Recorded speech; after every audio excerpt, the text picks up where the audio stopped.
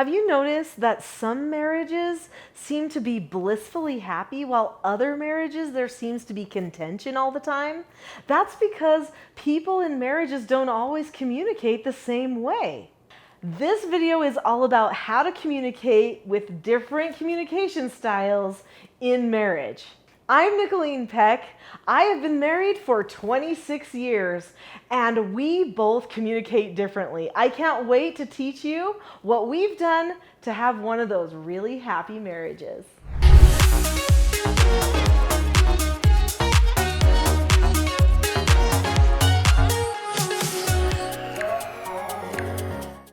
When my husband and I had been married for 10 years, we decided to do a fun trip.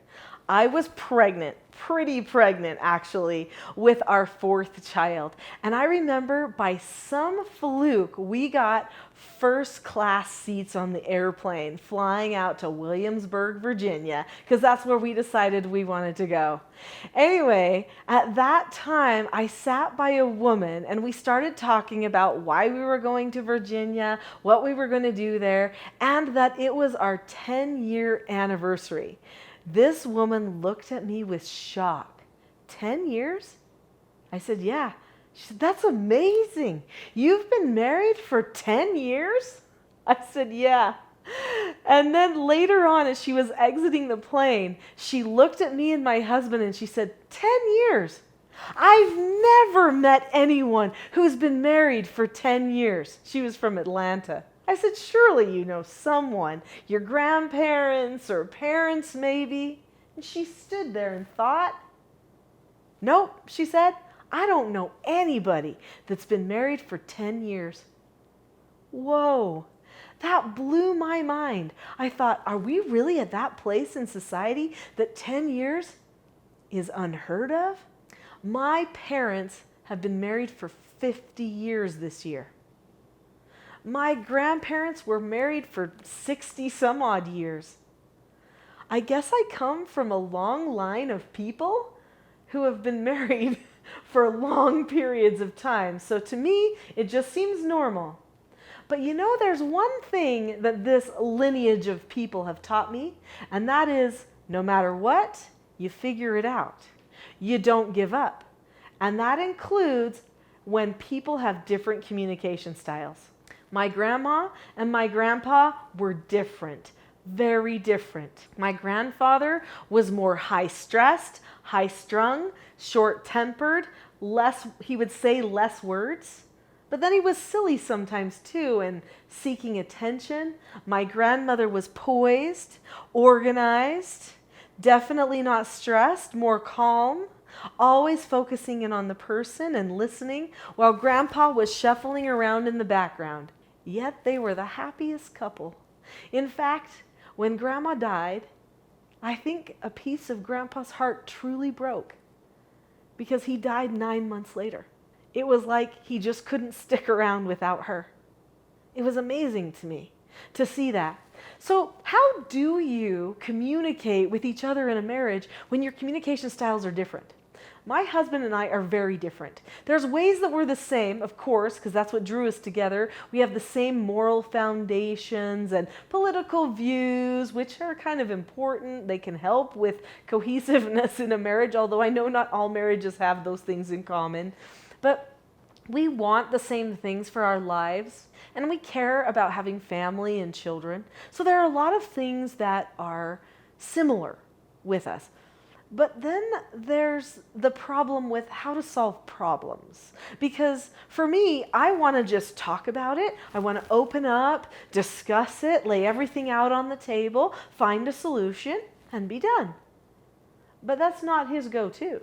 His go-to is to pretend the problem doesn't exist, to not want to talk about it, to go and get involved in a project of some sort, maybe even to get a little bit pouty if he's upset at me, maybe to not talk to me. So he's a little bit more emotional than I am.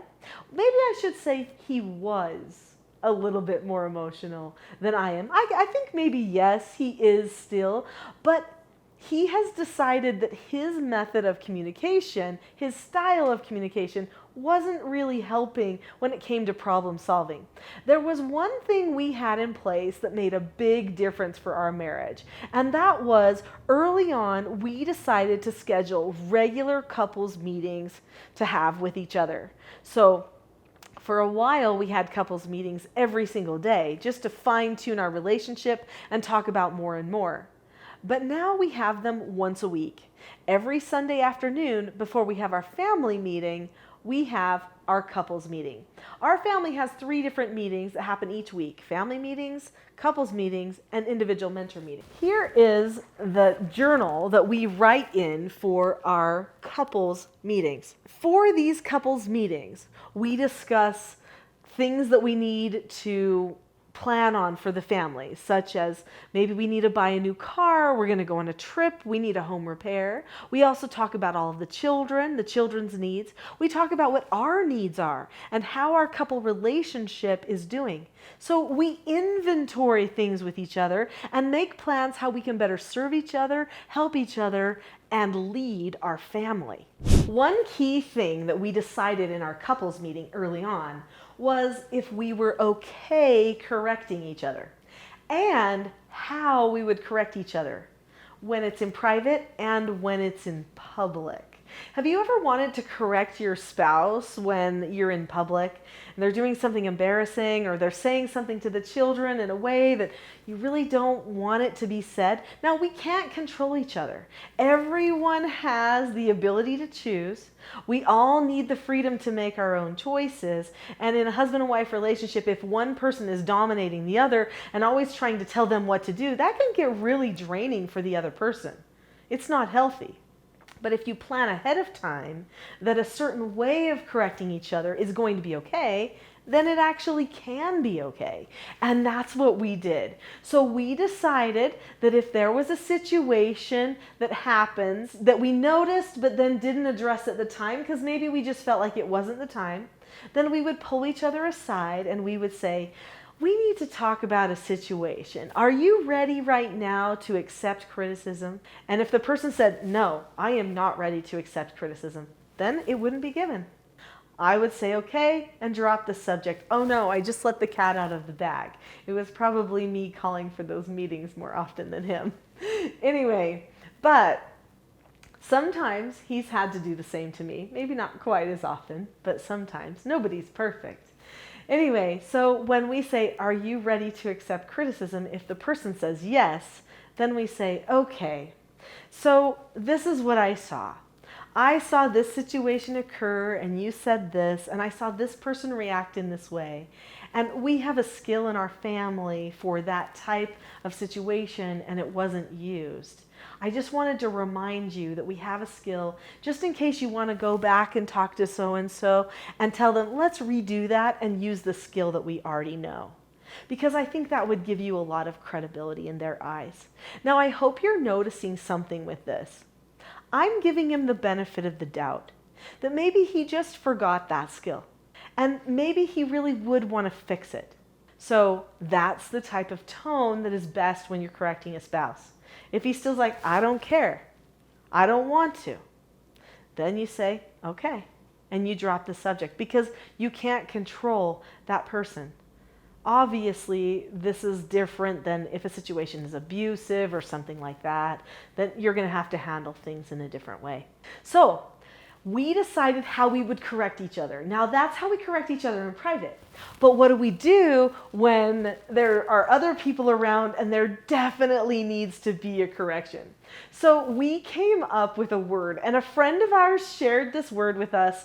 And forgive me if you are from the Lone Star State, but the word is Texas. Because Texas is big, right? Texas is out there. If someone was ever doing something, maybe gossiping, saying something they shouldn't, or something like that, all of a sudden we just go, Texas.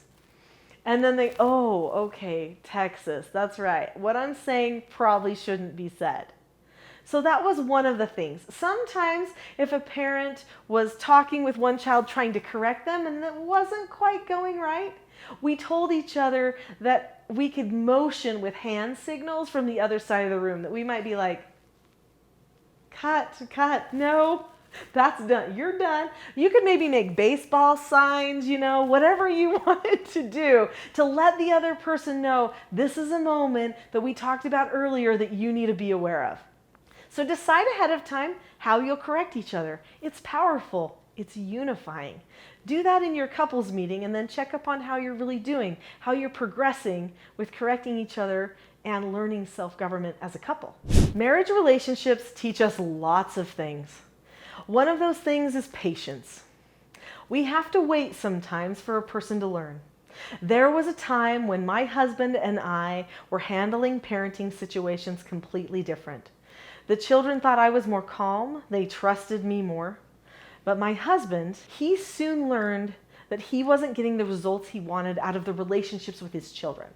So then he made a change. He decided that he wanted to adopt some of the skills that I had. But I had to wait for 1.5 years, maybe 2 years for him to get ready for that. Sometimes that's how it goes. Patience, long-suffering. It applies to relationships as well as other things. Humility is probably one of the greatest lessons that we learn in marriage. Because we're so different, yet we're so in love, we have to bury our pride and let the other person learn at their speed.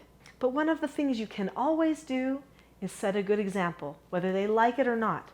Now, if a person is attacking you for your example, chances are they might be a little controlling, maybe even a little narcissistic, but they shouldn't. They should allow you to do what it is that you need to do to strengthen your relationships with them and the other people around them.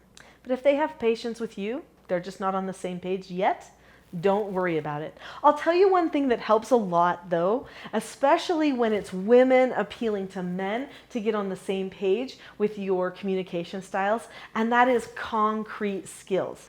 Some people need to have something to hold on to. That's actually one of the benefits of the Teaching Self-Government program that I teach. That's why people love it so well. So many wives will come to 3-day trainings that I have. They'll bring their husbands who probably don't want to be there. And at the end, in fact, usually after the first hour or two, the husbands say, "We are doing this. I need this." And that helps the couples get on the same page. They learn the skills they need to communicate the same way. That can be so powerful. Your family needs good leadership, good, strong relationships. I know you'll enjoy the video that I'm having my team put in the corner of this video called How to Create Loving Family Relationships. Enjoy that. It'll be wonderful.